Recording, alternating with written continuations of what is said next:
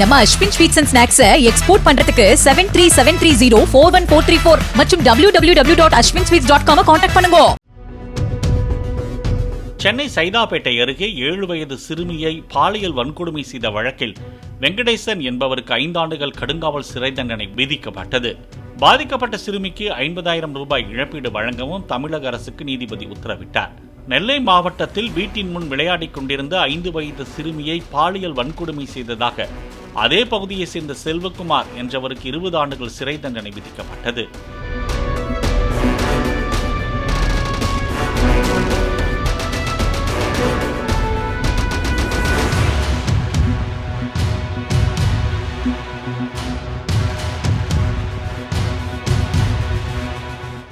நம்ம Ashwin sweets and snacks export பண்றதுக்கு 7373041434 மற்றும் www.ashwinsweets.com கான்டாக்ட் பண்ணுங்க.